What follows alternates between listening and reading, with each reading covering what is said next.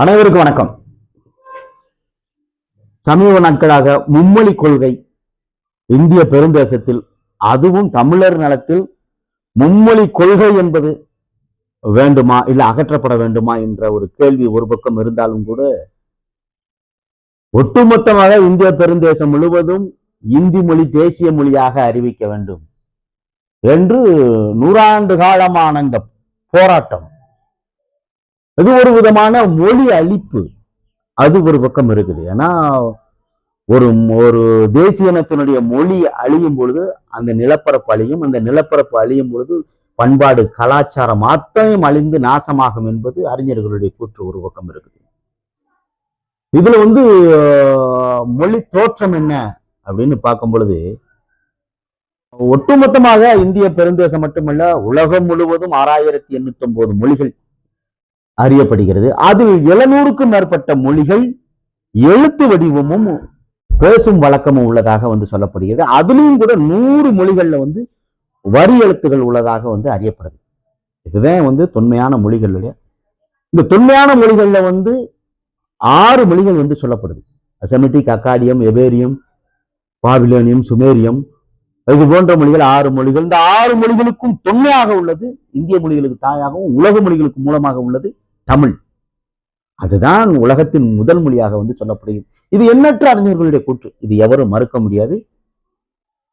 பாரதத்தினுடைய பிதாமகன் ஐயா நரேந்திர மோடி அவர்கள் கூட உலகத்தினுடைய தொன்மையான மொழி தமிழ் அப்படிங்கிறது அவருடைய ஆய்வின் மூலமா அவரே அறியப்பட்ட செய்திகள் பலவாறு பார்க்கிறோம். நம்ம இப்படி தொன்மையான மொழிகள் இருக்கும் பொழுது தமிழர் நிலப்பரப்பில் எந்த மொழியும் கற்றுக்கொள்ளலாம். பிழைப்பதற்காக, மொழி வாழ்வதற்காக இந்த மண்ணில் தமிழ் மொழியை கற்றுக்கொள்ள வேண்டும் என்பது சட்டமாக்க வேண்டும், கட்டாயப்படுத்த வேண்டும். அதுதான் ஒவ்வொரு தேசிய இனத்திற்கான ஒரு அடையாளம். நயகரா நீர்வீழ்ச்சியில நல்வரவு என்று தமிழில் எழுதப்பட்டிருக்கிறது. அதே போல ஜப்பானிய பல்கலைக்கழகத்துல கணியன் பூங்குன்றனாருடைய வரிகள், யாதும் ஊரே யாவரும் கேளிர் என்ற வரிகள் அங்க பதிவு செய்யப்பட்டிருக்கிறது. இயேசுநாதருடைய ஜெருசலம் அவர் புதைக்கப்பட்ட இடத்தில் 10 கட்டளைகள் பதிவு செய்யப்பட்டதாகவும், அதில் 21 மொழிகளில் தமிழ் முதல் மொழியாகவும் சொல்லப்படுகிறது. இயேசுநாதர் ஆடு மேய்த்த ஒலிவமலையில் தமிழ் கல்வெட்டுகள் பதிவு செய்யப்பட்டது. இந்திய பெருந்தேசத்தை அகிம்சா வழியில் வென்றெடுத்து உலகத்திற்கு அகிம்சை என்பதை வென்று காட்டிய ஐயா மகாத்மா காந்தி அவர்களும் டாப்சாய் அவர்களும் ஒரு முறை சந்தித்த பொழுது, நீங்கள் அகிம்சை என்ற வார்த்தையை எங்கிருந்து கற்றுக்கொண்டீர்கள் என்று சொல்லும் பொழுது, இந்திய பெருந்தேசத்தினுடைய மகான் காந்தி அவர்கள் சொன்னது, திருக்குறள் என்ற நூலில் இருந்துதான் அகிம்சையை கற்றுக்கொண்டேன் என்று அவர் சொன்னதும் இங்க நிழலாடி கொண்டிருக்கிறது. மார்டின் அவர்கள், அறிஞர் மார்டின் அவர்கள் 450 மொழிகளுக்கு அதிகமாக எடுத்துக்கொண்டு ஆய்வு செய்த பொழுது,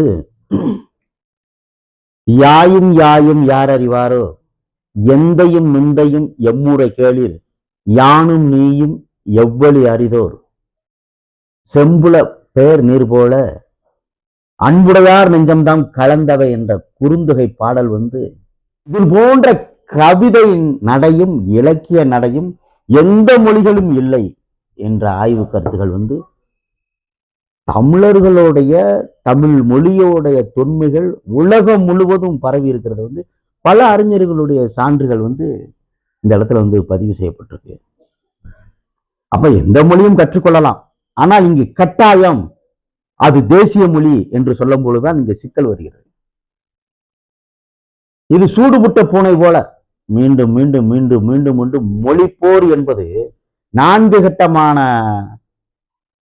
பெரும் போரை இந்த தமிழர் நிலத்தில் பதிவு செய்யப்பட்டிருக்கு. நல்லா புரிஞ்சுக்கணும். அப்ப முதல்ல பாத்துட்டீங்கன்னா 1930களில் இந்தி திணிப்பு என்று வரும் பொழுது, அப்ப தாளமுத்து நடராசன் அவர்கள் சிறைப்படுத்தப்படுறாரு. சிறைப்படுத்தப்படும் பொழுது பாத்தீங்கன்னா காவல்துறையோட சித்திரவதை, உடல் முழுவதும் காயம், கடுமையான காய்ச்சல், நெஞ்சுவலி, இப்படி தொடர்ந்து நோயாய்ப்பட்டு சித்திரவதைப்படும் பொழுது எந்த ஒரு மருத்துவ உதவியும் அவங்களுக்கு இல்லை. அப்ப எந்த ஒரு மருத்துவ உதவி இல்லாம உடல் சாகிற நிலைக்கு தள்ளப்படுது. அப்ப அங்க இருக்கிற அதிகாரிகள், சிறைத்துறை அதிகாரிகளும் இந்த அரசும் வந்து மன்னிப்பு கடிதம் எழுதி கொடுத்துட்டு ஓடிடு. மன்னிப்பு கடிதம் எழுதி கொடுத்தேன்னா அவனை மருத்துவமனை கொண்டு போவோம், உயிரை காப்பாற்றுவோம், இல்லைன்னா நீ செத்து போயிருவாங்க. தாளமுத்து நடராசனம். அப்ப தாளமுத்து சொல்றாரு, அப்படி உன்கிட்ட மன்னிப்பு கடிதம் கொடுத்து நான் வந்து மருத்துவ பரிசோதனை செஞ்சு என் உடலை காப்பாத்தலைன்னா ஒண்ணு கெட்டு போவதில்லை. அப்படி இந்த மண்ணுக்காகவும் இந்த மக்களுக்காகவும் மொழிக்காகவும் என் உயிரை வந்து மாய்த்துக் கொள்வதில் எனக்கு பெருமையாக இருக்கிறதுனாரு தாளமுத்து நடராஜன். மீண்டும் காவல்துறையால் வந்து தாக்கப்படுறாரு. அப்ப தாளமுத்து முதல்ல இறந்துறாரு, பிறகு நடராஜன் வந்து இரண்டாவதாக இறக்குறாரு. இது வரலாறு. அதை தொடர்ந்து 1938, 39 வந்து பாத்துட்டீங்கன்னா ராஜாஜி நிதிநிலை அறிக்கையை வந்து முதல்ல பதிவு செய்யறாரு. அந்த நிதிநிலை அறிக்கையை பதிவு செய்யும் பொழுது சென்னை மாகாணத்துல 125 உயர்நிலை பள்ளிகள் இருக்கு. அதுல 6ஆம் வகுப்பு முதல் 8ஆம் வகுப்பு வரை உள்ள மாணவர்கள் கட்டாயம் இந்தியை கற்றுக்கொள்ளணும், இந்தி படித்தாகணுங்கிறாங்க. போராட்டங்கள் வெடிக்குது அந்த நேரத்துல. நாவலர் சோமசுந்தர பாரதியார், மறைமலை அடிகள், தாவே உமா மகேஸ்வரன், கி.ஆ.பெ. விஸ்வநாதன், சவுந்தரபாண்டிய நாடார், ராமாமிர்தம் அம்மையார், அன்னை மீனாம்பாள், இப்படி தொடர்ந்து அறிஞர்களும் மாணவர்களும் பேராசிரியர்களும் வந்து தமிழர் நிலத்தில் பெரும் போராட்டங்கள் நடக்கும். காவல்துறை சித்திரவதை செய்யறான். அப்ப அந்த போராட்ட காலத்தை வந்து அரசு எதிர்கொள்ள முடியாம திணறுது. அந்த நேரத்துல அவ்வளவு ஒரு போராட்டங்களை கையில் எடுக்குது. பிறகு வந்து மத்திய அரசு பின்வாங்குது அந்த இந்தி திணிப்பு போராட்டத்துல வந்து. இரண்டாவது ஓமந்தூர் ராமசாமி வர்றாரு. அவர் அப்படியே மாற்றி என்ன செய்யறாரு, இந்தி உட்பட 6 மொழிகள் வந்து கற்றுக்கொள்ளணும், நீ அப்படி கற்றுக்கொள்ளவில்லை என்றால் வந்து கடுமையான பின்விளைவை சந்திக்கப்படும். அப்பொழுதும் வந்து போராட்ட களங்கள் மாறுது. மாணவர்களும் பேராசிரியர்களும் சான்றோர்களும் ஆன்றோர்களும் ஆங்காங்கே பெரும் போராட்டங்கள் இங்கு வெடிக்குது. அப்ப மத்திய அரசு பின்வாங்கி ஓடுது. அந்த நேரமும் அப்ப MP நடராஜன் அவர்களை கை விலங்கு போட்டு அடிச்சு இழுத்துட்டு போறான் ரோட்ல. அப்ப கல்வித்துறை அமைச்சராக இருந்தார் அவினாசி லிங்கம். அப்ப அதற்கு பிறகு 1960 வந்து இந்திய குடியரசுத் தலைவர் ராஜேந்திர பிரசாத் வர்றாரு. ஏப்ரல் முதல் வாரம், அதாவது 1965 வந்து இந்தி தேசிய மொழியாக கட்டாயமாக்கப்படும் அப்படிங்கிற போராட்ட களங்கள் வருது. மறுபடியும் போராட்ட களங்கள் வரும்பொழுது மக்கள் வீதியில வந்து போராடுறாங்க. அப்ப நேருவோட அறிக்கை ஒண்ணு இருக்குது. அந்த நேரு என்ன சொல்றாரு, இந்தி பேசாத மக்கள் இருக்கும் வரை ஆங்கிலம் துணை மொழியாக இருக்கும் என்ற நேருவினுடைய கோரிக்கைகள், அந்த பதிவேடுகளை வந்து தூக்கி வீசும்படியாக இருந்தது ராஜேந்திர பிரசாத் அவர்களுடைய அறிக்கை. அதுவும் மக்கள் போராட்டம் தமிழர் நிலத்தில் பெரும் போராட்டமாக வெடிக்கிறது. லால் பகதூர் சாஸ்திரி 1963 வர்றாரு. அப்ப ஜனவரி 26, 1965 முதல் இந்திய தேசிய மொழியாக அறிவிக்கப்படுங்கிறார். 17வது சட்டத்திட்டத்தை வந்து நாங்கள் கண்டிப்பாக கொண்டு வருவோங்கிறாரு. மக்கள் கிளர்ச்சியில இறங்குறான், மாணவர்கள் போராடுறாங்க, அடிக்கிறாங்க, பெரும் போராட்டங்கள் வந்து வெட்டிக்குது. அந்த நேரத்தில் அந்த போராட்ட களங்கள்ல வந்து பார்த்துட்டீங்கன்னா செத்து விழுந்தவங்க எத்தனை பேருங்கிறது வந்து நம் எண்ணிலடங்கா துன்பங்கள், அவலங்கள், அடக்குமுறைகள், ஒடுக்குமுறைகள் அப்படியே தலைவிரிச்சு ஆடுது. அப்ப அந்த நேரத்துல கீழப்புலவர் சின்னசாமி, கோடம்பாக்கம் சிவலிங்கம், மிருகம்பாக்கம் அரங்கநாயகம், ஐயம்பாளையம் வீரப்பன், சத்தியமங்கலம் முத்து, மயிலாடுதுறை சாரங்கவாணி, விராலிமலை சண்முகம், கீரனூர் முத்து, சிவகங்கை ராஜேந்திரன், கீழவீனு தண்டாயுதபாணி, இப்படி எண்ணற்ற தமிழ் ஆர்வலர்கள் வந்து இந்த மண்ணில் செத்து விழுகிறான். இப்ப 3வது கட்டமாகவும் இந்த திணிப்பு பின்வாங்கி மத்திய அரசு பிரமுக காட்டி ஓடுது. இது வரலாறு, இது வரலாறு. அதற்கு பிறகு வந்து அற்ப அரசாக இருந்தது மொரார்ஜி தேசாய், அவர் வர்றாரு.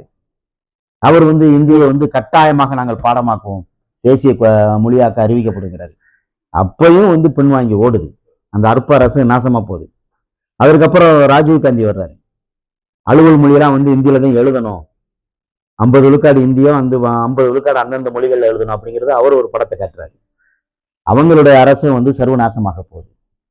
அப்ப எப்போதெல்லாம் இந்த மண்ணில் தமிழர் நிலத்தில் தேசிய இனங்களுடைய அடையாளமாக உள்ள மொழியை வந்து அழிப்பதற்கு மத்திய அரசு சதித்திட்டம் திட்டுகிறதோ அப்போதெல்லாம் சூடுபட்ட பூனை போல பின்வாங்கி ஓடிக்கொண்டதாத்தான் வரலாறாக இருக்கிறது. இப்ப ஹிந்தி படிச்சாதான் வேலை கிடைக்கும், ஹிந்தி படிச்சாதான் வந்து நாடு முன்னேறணும்னா எதுக்கு பானிபூரி வித்துக்கிட்டு இருக்கேன்? இந்திய பெருந்தேசத்தில் எத்தனை மாநிலங்கள் இருக்கிறது? இங்க இல்லாத வளம் என்ன? எல்லா வளமும் இருக்கும் பொழுது எதற்காக இந்த இடத்துல வந்து இந்தியை வந்து திணிக்கணுங்கிறது கேள்வியாக இருக்கிறது. எந்த மொழியும் கற்றுக்கொள்ளட்டும், அதில் மாற்று கருத்து இல்லை. இந்தி மொழிதான் கற்றுக்கொள்ள வேண்டும் என்பதை தமிழர் நிலத்தில் ஒருபோதும் ஏற்றுக்கொள்ள முடியாது. அது மீண்டும் மீண்டும் வந்து தமிழர் நிலத்தில் இறை மொழியாக உள்ள தமிழுக்கு எதிராக யாரெல்லாம் சதித்திட்டம் தீட்டுகிறார்களோ அவர்களுடைய அரசெல்லாம் அழிந்ததாக வரலாறாக இருக்கிறது. அதனால் மும்மொழி கொள்கையை வந்து மத்திய அரசு திரும்ப பெற வேண்டும். இல்லைனால் கடுமையான போராட்டத்தை கையில் எடுத்து போராட வேண்டிய காலச்சூழல் உருவாகும்.